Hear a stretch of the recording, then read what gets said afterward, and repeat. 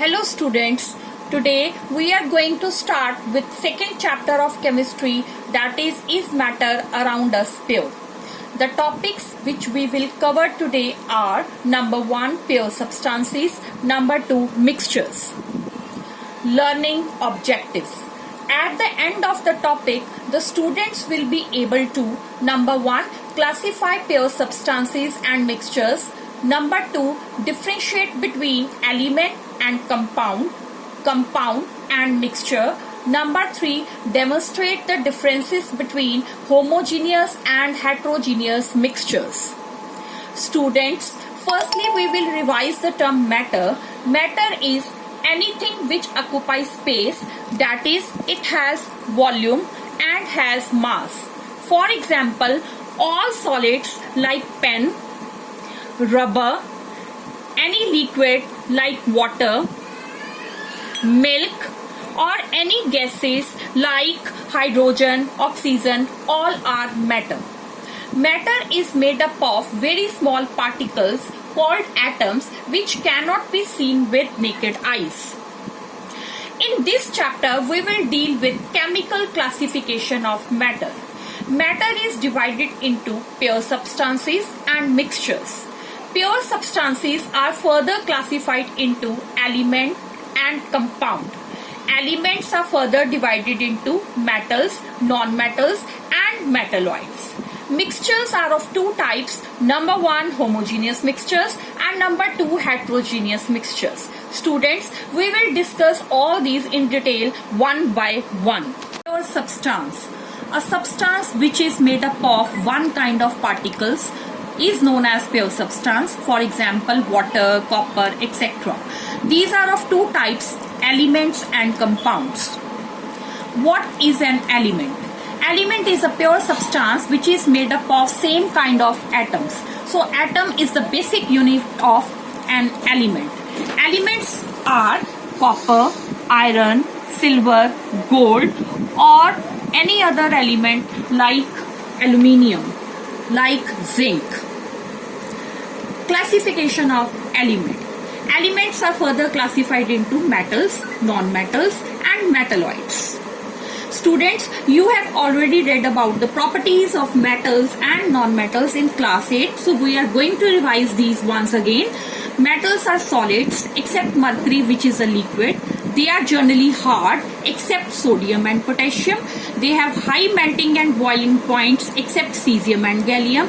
Highly malleable, highly ductile, and most malleable and ductile metals are silver and gold.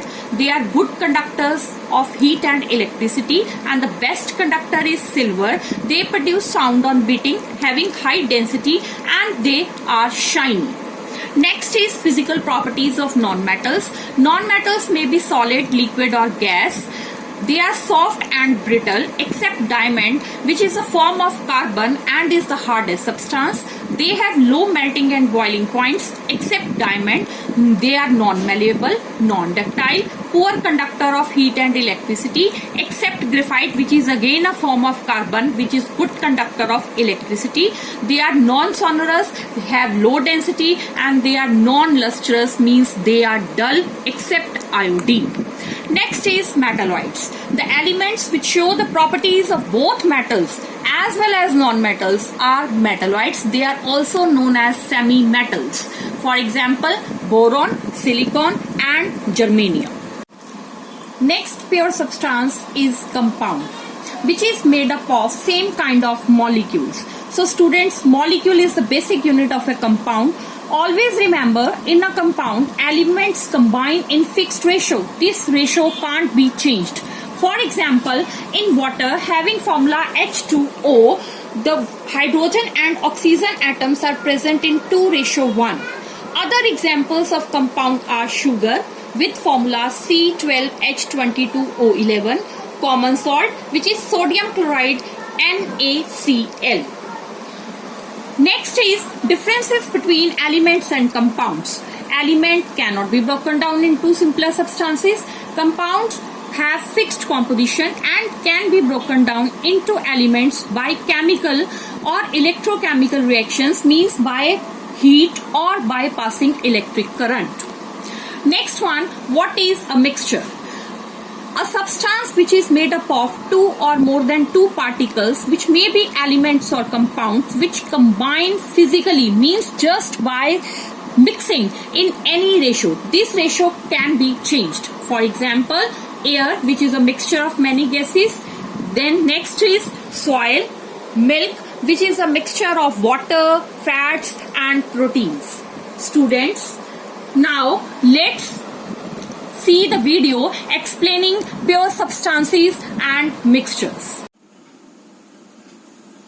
Pure substances and mixtures. We know all substances are made of matter. Wood, for example, is a solid substance, while water is a liquid substance. All of this matter is made up of atoms and molecules. Depending upon the kinds of particles in its composition, matter can be classified as either pure or a mixture.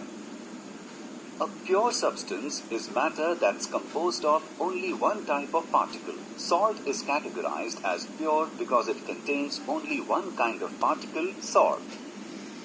Distilled water is also a pure substance because it is made up of only water molecules. An element is composed of only a single kind of atom, making it a pure substance. A chunk of gold is composed of only gold atoms. Compounds are also pure substances. A compound is composed of two or more elements in a specific ratio. Water, for example, is a compound. It is made up of two elements, hydrogen and oxygen, that are combined in a 2:1 ratio. This means two hydrogen atoms are bonded to one oxygen atom, and that for every two atoms of hydrogen, there will be one atom of oxygen. This and only this combination will produce water. When two hydrogen atoms bind with two oxygen atoms, the compound will no longer be water. Instead, hydrogen peroxide, another pure substance, will be formed. Mixtures are physical combinations of two or more pure substances. When we dissolve sugar, a pure substance, in distilled water, a second pure substance, the result will be a mixture. We can further define a mixture as a substance consisting of different atom types that are not chemically bonded. In our sugar solution, the water and sugar are not bonded chemically, so they can be separated by a physical means such as the process of evaporation.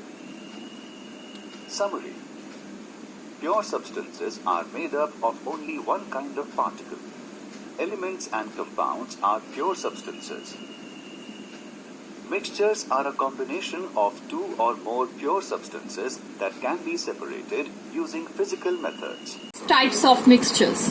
Mixtures are of two types, homogeneous and heterogeneous. Homogeneous mixtures. As the name indicates, homo means same, means it has same composition throughout. Like this is the beaker containing copper sulfate solution. Copper sulfate is blue in color. When we dissolve it in water, then it becomes totally blue in color. Next is sugar in water. Now I am going to demonstrate the properties of the homogeneous mixtures. Here I am having a glass in which I can take either sugar or common salt. I am going to take common salt in one of the beakers and adding water to it.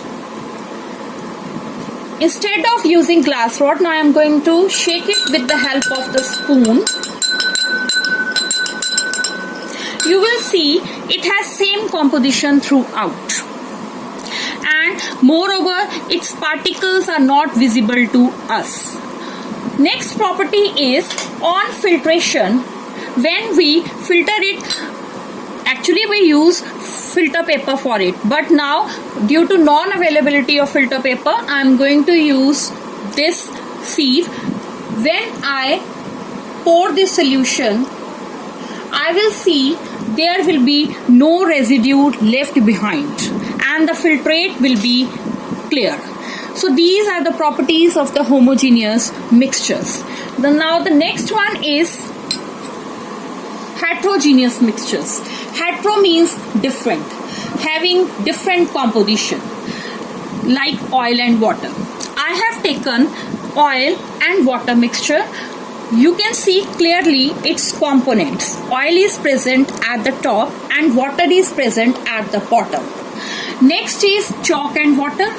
Now instead of chalk and water, I am going to take soil and water. In another beaker, I am going to take soil, and on adding water to it, we will see that soil will be present at the bottom and water will be left behind. So we can see its components clearly. Next is on filtration. When we filter this heterogeneous mixture, we will clearly see a residue left behind at the top. So its components can be separated by filtration. Now you can clearly see the differences between homogeneous and heterogeneous mixture. Same composition, different composition. Its particles cannot be seen with naked eyes, can be seen. No residue will be obtained on filter paper and residue will be obtained on filter paper. The next one is differences between compounds and mixture. Now as you have already learned about these topics, so fixed ratio, any ratio, they combine chemically and they combine physically just by simple mixing. If they are combined chemically, they will be separated by chemical methods only, and they can be separated by physical methods only. Here the components do not retain their properties.